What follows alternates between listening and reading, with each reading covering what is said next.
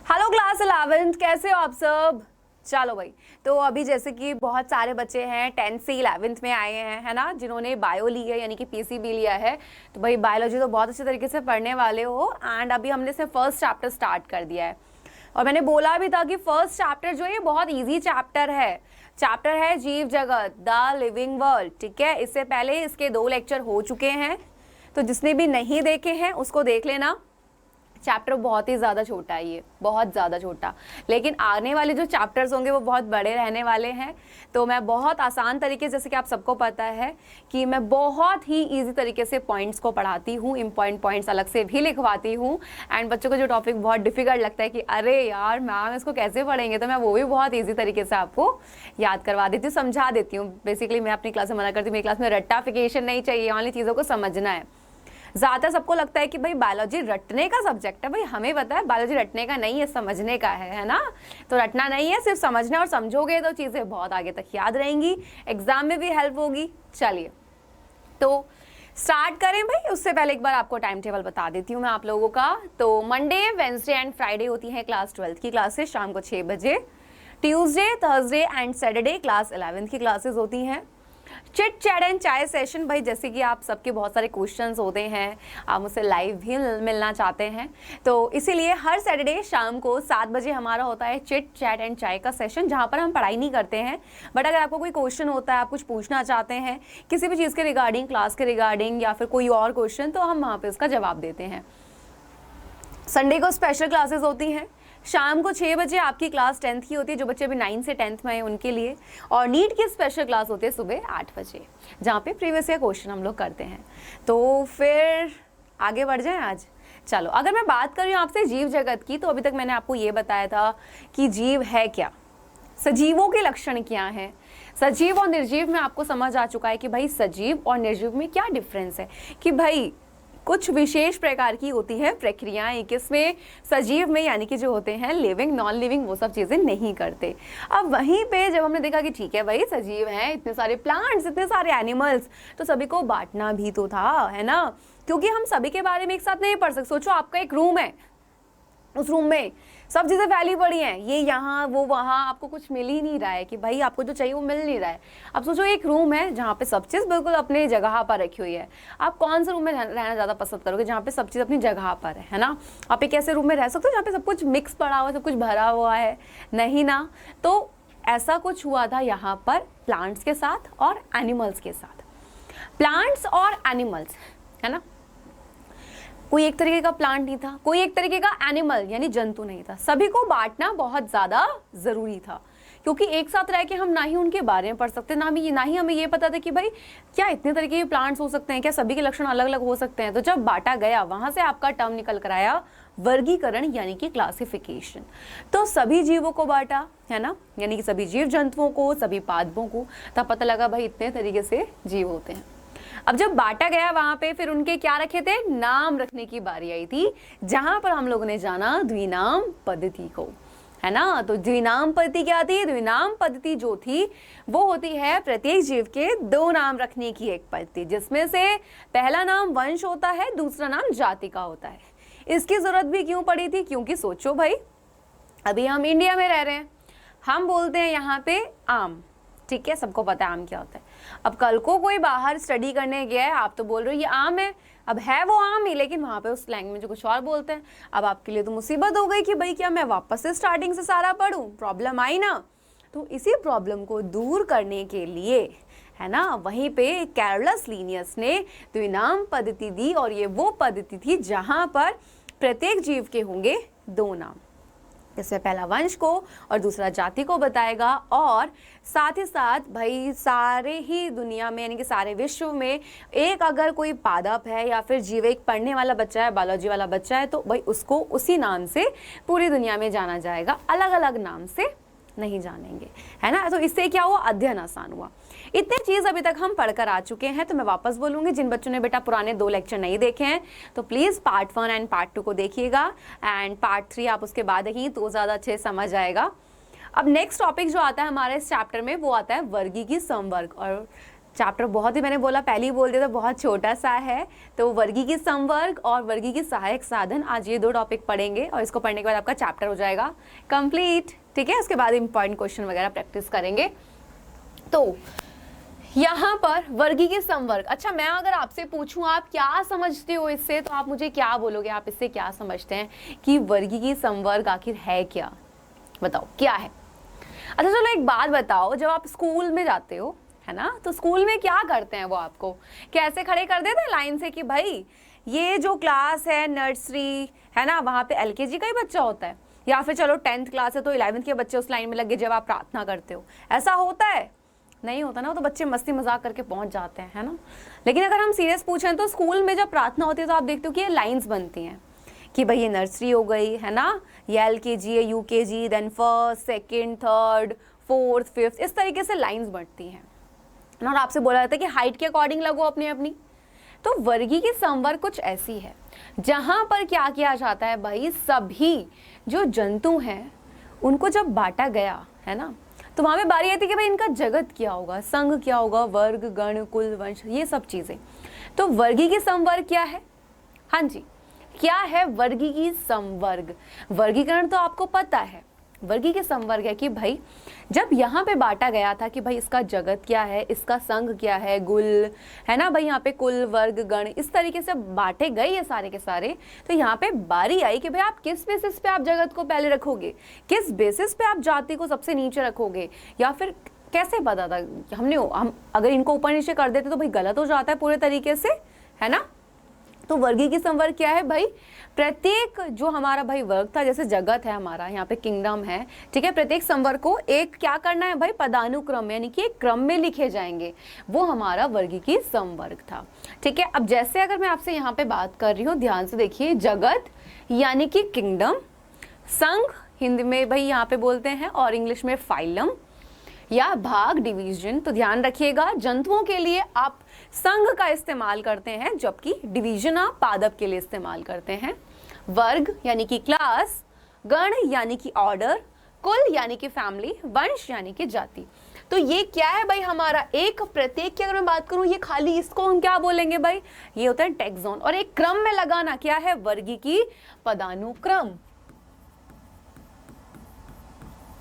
सुन लीजिए ध्यान से, वर्गीकी पदानुक्रम। पदानुक्रम क्या होता है, एक क्रम में लगा देना। ठीक है, पदानुक्रम क्या होता है, एक आप उसको क्रम में लगा देना। तो यहाँ पे हमने क्या करा भाई, एक क्रम दिया है। अगर मैं कुल को ऊपर पहुंचा दूं तो भाई वो गलत है, अगर मैं जगत को बिल्कुल नीचे पहुंचा दूं तो वो गलत है। तो जहां पर हम इन सब के बारे में पढ़ते हैं कि भाई कैसे क्या है, वो हमारा वर्गीकी समवर्ग है। ठीक है, प्रत्येक एक एक जो भाई हमारा ये था, आप ध्यान से देखो, जगत हो गया ये एक अकेला, ठीक है, यहाँ पे इस तरीके से ये सब अलग अलग जो हैं, ये हमारा क्या है भाई, इनको एक क्रम में लगाना, वर्गीकी पदानुक्रम। लेकिन जहां पर आप इन सब के बारे में देखोगे कि ये क्या है, कैसे है, वो हमारा वर्गीकी समवर्ग के अंतर्गत होता है। Okay, clear. तो वर्गीकी समवर्ग क्या है, जहां पर आप इनके बारे में पढ़ते हो, वर्गीय पदानुक्रम के बारे में देखते हो कि भाई क्या इनका क्रम है, ये सब चीजें। तो सबसे पहले याद रखिएगा, हमेशा जगत जाता है किंगडम, अगर ये आप इसको नीचे कर देते हो वो आपका पूरे तरीके से गलत हो जाएगा। जाति हमेशा सबसे नीचे होती है, ठीक है, और वर्गीकरण की मौलिक इकाई है, और अगर आप जाति को ऊपर कर देते हो तो वो गलत हो जाता है। तो इसी सीरीज में हमें इनको लिखना होता है। अक्सर यहाँ से क्वेश्चन होता है कि भाई सबसे टॉप पर कौन होता है, बिल्कुल जगत होता है। सबसे नीचे कौन आ जाता है, तो भाई वहां पे जाति आ जाती है, सिंपल सी बात। ओके, चलो अब यहीं पर आगे बढ़े, यहाँ पर बढ़े, इतनी चीज क्लियर क्लियर। ये बेटा इसी तरीके से है, देखो जैसे हम स्कूल में लाइंस बना रहे थे ना, ये कुछ इस तरीके से है कि भाई सबसे छोटा पहले यहाँ, फिर बड़े उसके आगे, फिर उसके आगे, इस तरीके से एक लाइन बन जाती है छोटे से सीनियर की तरफ। तो यहाँ पर भी सबसे छोटा जाति, उसके बाद वंश, कुल, आपका गण, वर्ग, संघ, और डिवीजन हम पादप के लिए इस्तेमाल करते हैं, और जगत, इस तरीके से। चलिए अब यहाँ पर आता है वर्गीकी सहायक साधन। वर्गीकी सहायक साधन ये क्या करते हैं, वर्गीकी में हेल्प करते हैं। कौन कौन से ये साधन है, किस तरीके से, तो चलिए सबसे पहले नंबर 1 पर यहाँ पर आता है हर्बेरियम। हर्बेरियम, इसका स्कूल में प्रैक्टिकल यानी कि भाई फाइल्स वगैरह भी बनती हैं, तो हर्बेरियम समझ लीजिए आपको हेल्प भी रहेगी। तो हर्बेरियम है क्या? बेसिकली यहाँ पे क्या होता है, जो आपका प्लांट होता है, एक सिंपल भाषा में समझाऊं, आपका कोई भी पौधा है ना। अब आपको अलग अलग तरीके से पता है, आपके पास टमाटर है ना, टमाटर का आपने लिया, इसमें क्या कर, सबसे पहले उसको सुखाया जाता है, सुखाने के बाद उसको यानी कि आपकी एक शीट होती है, वहाँ पे चिपकाते हैं और उसका पूरा का पूरा वर्गीकरण करके दिखाते हैं कि भाई ये इस जाति का है, ये इसका है, ये इसकी ये है, ये सब चीज़। तो हर्बेरियम क्या है? तो बेटा यहाँ पे डेफिनेशंस लिखी हुई है। काफ़ी बच्चों को प्रॉब्लम होती है, मैम डेफिनेशन कैसे लिखें इनकी, तो मैं आपको डेफिनेशन इसके लिखवा रही हूँ। वर्गी के सहायक साधन की डेफिनेशन तो नहीं पूछी जाती है, बट हाँ यहाँ पे अगर मैं बात करूँ तो आपको ये क्रम पता होना चाहिए कि इनका क्रम क्या है, यहाँ से क्वेश्चन सीधा सीधा बन जाता है। ठीक है, तो हर्बेरियम पर आ जाते हैं। तो हर्बेरियम क्या है भाई? पौधों के नमूनों को सुखाकर, दबाकर, अभिरंजित या परिरक्षित कर नमूनों को शीट पर सुरक्षित रखना हर्बेरियम कहला जाता है। फॉर एग्जाम्पल, मैंने एक गेंदे का फूल तोड़ा, ठीक है, और थोड़ी सी टहनी के साथ, उसकी पत्तियां भी थी कुछ उसमें, तोड़ने के बाद भी मैंने क्या करा, उसको अपनी शीट पे इस तरह, यानी किसी कॉपी के बीच में, ठीक है, कॉपी के बीच में तो हम नॉर्मली यूज करते हैं जब हमारे पास कुछ चीज़ नहीं होती, बेसिकली हमें उसे सुखाना होता है, इसलिए हम उसको कॉपी के बीच में दबाते हैं। ठीक है, तो उसको दबाकर इस तरीके से रख देते कि भाई इसमें जो भी उसका पानी है, जो भी थोड़ा सा वहाँ पे नमी है, वो निकल जाए, वो सूख जाए पूरी तरीके। जैसे आप गुलाब रखते हो, अक्सर होता है ना, गुलाब रखने की आदत होती है किताबों में, आप देखते हो कि बहुत टाइम बाद वो सूखा हुआ निकलता है, हमें बेसिकली वैसे ही निकालना होता है। जब वो सूख जाता है तो हम हमारी जो हर्बेरियम शीट होती है, हम उसमें उसको चिपकाते हैं और उसका पूरा क्लासिफिकेशन करते हैं। हर्बेरियम शीट पर एक लेबल लगाया जाता है जिस पर पौधे को एकत्र करने की विधि, कि भाई आपने लिया कहाँ से है, किस जगह से लिया है, उसका भाई जो भी नाम होता है, इंग्लिश में इसको क्या बोलते हैं, उसका बोटेनिकल नेम क्या है, कुल तथा भाई यहाँ पे एकत्र करने वाले का नाम लिखा जाता है। ओके, कि भाई किसने इकट्ठा किया, आपने किस जगह से किया, इसका हिंदी में क्या नाम है, इसका इंग्लिश में क्या नाम है, इसका कुल क्या है, यानी कि प्रॉपर तरीके से उसका क्लासिफिकेशन के साथ साथ आपको ये डिटेल्स भी देनी होती हैं कि आपने इसको किस जगह से लिया है। आगे यहाँ पर आ जाता है वनस्पति उद्यान, बोटेनिकल गार्डन। नाम से ही क्लियर हो रहा है कि भाई यहाँ पे किन को सुरक्षित रखा जाता है, पेड़ पौधों को। तो भाई बहुत सारे पौधे हैं, जैसे कि मैंने आपको पहले ही बोला, कोई एक तरीके का पादप नहीं है, तो विभिन्न पौधे यानी कि अलग अलग जो पौधे हैं उनको उनके प्राकृतिक आवास में क्या किया जाता है, संरक्षित किया जाता है। अब जैसे हम बात करें किसकी, एक बगीचा है हमारे पास, वहाँ पे हम क्या लगा रहे हैं भाई, सारे पेड़ पौधों को लगा रहे हैं, फूल वाले अपनी मर्जी से, है ना, वो तो हमने बगीचा बनाया। कुछ ऐसे भी होते हैं जो नेचुरल, भाई जैसे जंगल की बात करें, क्या हम वहाँ पे किसी को लगाते हैं, नहीं लगाते। तो बेटा वनस्पति उद्यान यानी कि बोटेनिकल गार्डन क्या होता है, अलग अलग पौधे जितने भी हैं, ठीक है, सभी प्रकार के पौधे जो हैं उनको प्राकृतिक आवास, यानी कि भाई हम घर में जब हमने उगाया पौधे को, है ना, वो तो हमने घर में उगाया, लेकिन एक नॉर्मल की बात करें, पौधा कहाँ उगता है, खुले स्थान पर, जैसे जंगल में सारे अपने, भाई वो नेचुरल है, वो कोई उगाने नहीं जाता वहाँ पे, तो वहाँ पर क्या करना बेटा, उनमें संरक्षित किया जाता है, और इस संरक्षित उद्यान को वनस्पति उद्यान हम लोग कह देते हैं। तो वनस्पति उद्यान में क्या होता है भाई, यहाँ पर प्रत्येक पौधों पर स्थानीय व वैज्ञानिक नाम, कुल आदि लिखे होते हैं। जब आप किसी बोटेनिकल गार्डन में जाएंगे तो वहाँ पे ना एक के ऊपर, फॉर एग्जांपल कोई प्लांट है, वहाँ लिखा हो कि भाई इसका कुल क्या है, इसका वैज्ञानिक नाम क्या है, ये सब चीज़ें। तो देख लीजिए यहाँ पे प्रमुख कुछ आपके वनस्पति उद्यान जो हैं, Q England, Indian botanical garden Howrah यानी कि भारत में है, national botanical research Lucknow Bharat, ये आपके एनसीईआरटी में दिए हुए हैं, इसलिए मैंने आपको नोट डाउन कराए हैं। नेक्स्ट आता है संग्रहालय यानी कि म्यूजियम। सबको पता है म्यूजियम में कैसे चीज़ें रखी जाती हैं, है ना, तो भाई ये क्या है, ये वो जगह है जहाँ पर चाहे आपका पादप हो या फिर आपका जंतु हो, ठीक है, तो पादप और जंतुओं को भाई अलग अलग स्थान से लाकर किया जाता है संग्रह, यानी कि इकट्ठा किया जाता है। संग्रह का मतलब क्या होता है, इकट्ठा करना, संग्रहालय मतलब जहाँ पे उनको इकट्ठा करके रखा जाता है। तो संग्रहालय में जो हमारे पादप हो गए, जंतु हो गए, उनके संरक्षण प्रदर्शन के लिए कि भाई ये रखा है। म्यूजियम में जब आप जाते हो क्या देखते हो, भाई इतनी सारी चीज़ें, अच्छा ये ऐसे है, ये ऐसे, आप ऐसी चीज़ों को देखते हो। तो बेसिकली म्यूजियम यानी कि संग्रहालय वही है जहाँ पे आप देखते हैं कि अच्छा ठीक है, इस तरीके से ये ऐसा जीव भी है, ऐसा पौधा भी होता है, ये सब चीज़, ठीक है। नेक्स्ट प्राणी उपवन अथवा आपका चिड़ियाघर। जू में सब कोई घूमने जाता है, जू में आप क्या करते हो जाकर, भाई नए नए देखते हो कि भाई अच्छा ये देखो टाइगर ऐसा होता है, वहाँ पे आप जितने भी जीव जंतु होते हैं उनको देखते हो, है ना। तो ये कौन सा है भाई, ये वो स्थान है जहां पर सिर्फ, जैसे बोटेनिकल गार्डन में हमने सिर्फ पौधों को रखा था, किसी जंतु को नहीं रखा था। लेकिन बेटा अगर मैं बात कर रही हूँ आपसे चिड़ियाघर की, तो यहाँ पे जो रखे जाएंगे सभी जंतुओं को संरक्षण प्रदान किया जाता है, यानी कि सभी जंतुओं को यहाँ पर रखा जाता है। इनमें किसी विशेष जंतु या अनेक जंतुओं का आवास बनाया जाता है, यानी कि चिड़ियाघर में जब आप जाते हो तो वहाँ पे अनेक तरीके से जंतु होते हैं, वहाँ पे उनका प्रॉपर देखभाल भी होती है, उनको खाने को दिया जाएगा जो उनकी ज़रूरत है, उनको हर तरीके से यानी कि सुरक्षित रखा जाता है। ओके, क्लियर हो गया। तो अलग अलग तरीके से आपको भाई वहाँ पे देखने को मिलते हैं, जंतु कोई एक तरीके से नहीं होता, चिड़ियाघर में बहुत अलग अलग तरीके से होते हैं, कभी जाओ तो देखना, है ना। नेक्स्ट एंड लास्ट आता है कुंजी अथवा चाबी, इसको की भी कह देते हैं। तो कुंजी का प्रयोग, दोनों एक ही नाम है, कुंजी बोल दो या फिर आप चाबी बोल दो। समानताओं और असमानता के आधार पर हम क्या करते हैं, जंतु, कुछ आपने देखा होगा कुछ जंतु समान होते हैं कि भाई अगर इसके ये लक्षण मिल रहे हैं इस वाले जीव के भी लक्षण है, कभी आप देखते हो नहीं नहीं भाई दोनों ही अलग है ना। तो समानता क्या है, जो चीज मैच कर रही है दोनों में, असमानता क्या है, जो मैच नहीं कर रही है। तो कुंजी का प्रयोग समानता और असमानता के आधार पर किसके लिए, जंतुओं की पहचान के लिए किया जाता है। क्लियर। कुंजी जो होती है क्या बोल रहे हैं कि भाई तुलनात्मक लक्षणों पर आधारित होती है, वर्गीय संवर्ग के प्रत्येक स्तर, जाति, वंश, आपका कुल, गण, वर्ग और संघ के लिए अलग अलग कुंजियों का उपयोग किया जाता है।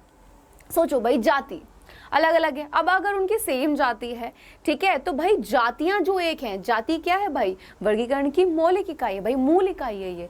तो जो जाति जरूरी नहीं है बेटा, अब वंश जब बात आएगी तो भाई जरूरी नहीं है क्या वो सेम हो, कुछ अलग भी हो सकते हैं, है ना, कुछ अलग भी हो सकते हैं। तो इस तरीके से तो भाई जो भी आपके यहाँ पे वर्गीकी के जो स्तर हैं, ध्यान से देख लीजिए, यहाँ पर ये जितने भी आपके स्तर आ रहे हैं, ठीक है, इनका एक पदानुक्रम, यानी ये हमारा कहलाया जाता है वर्गीय पदानुक्रम, जहाँ पर आप इन सभी स्तर के बारे में पढ़ते हो, इन सभी के बारे में, वो हमारा वर्गीय संवर्ग हो गया। नेक्स्ट वर्गीय की सहायक साधन की, भाई यहाँ पे हम क्या करते हैं वर्गीय के सहायक साधन में, हम यहाँ पर बेसिकली ये देखते हैं कि कौन है जो हमें यहाँ पे ये बता रहे हैं जो वर्गीकी में सहायक हैं, कि भाई हम इनको यहाँ रख सकते हैं, इसका ये है, यानी कि बेसिकली जो हमारे वर्गीकरण में वर्गीकी में हेल्प कर रहे हैं। ठीक है, वर्गीकरण तो बेसिकली अलग है कि भाई उनको बांटना, किस तरीके से बांटना है वो हम यहाँ पे देखते हैं। ठीक है, तो वर्गीय के सहायक साधन भी क्लियर हो गया। ओके, तो ये कुछ डेफिनेशंस हैं, इनको प्लीज़ नोट डाउन करिएगा। और जो मैंने आपको बताया है कि आपको उसी सीरीज़ में आपको लिखना है बेटा, ठीक है, जो सर था, तो इसी के साथ आपका ये चैप्टर भी कंप्लीट होता है। बहुत बेसिक चैप्टर है, बहुत ज़्यादा इजी चैप्टर है। इस चैप्टर्स की अगर मैं बात करूँ, कुछ चीज़ें इंपॉर्टेंट हैं, जैसे कि आपके कुछ क्वेश्चंस ऑब्जेक्टिव में भी और वेरी शॉर्ट में भी, जो मैं आपको नेक्स्ट क्लास में कराऊंगी। तो नेक्स्ट क्लास में मैं इस चैप्टर के क्वेश्चन आंसर की प्रैक्टिस कराऊंगी, वहाँ पे ऑब्जेक्टिव भी होंगे, वेरी शॉर्ट भी होंगे। ठीक है, चलिए तो फिर मिलते हैं नेक्स्ट लेक्चर में। आई होप आपको मज़ा आया है, और मज़ा आया है तो भाई अच्छे से फटाफट से क्या करना है, आपको नोट्स ज़रूर बनाने हैं, साथ साथ बनाते चलिए, वरना लास्ट में बहुत सारे इकट्ठा हो जाएगा, और अब 11th में तो सिलेबस बहुत ज़्यादा होने वाला है। ओके, चलिए मिलते हैं नेक्स्ट लेक्चर में, तब तक के लिए bye bye and take care.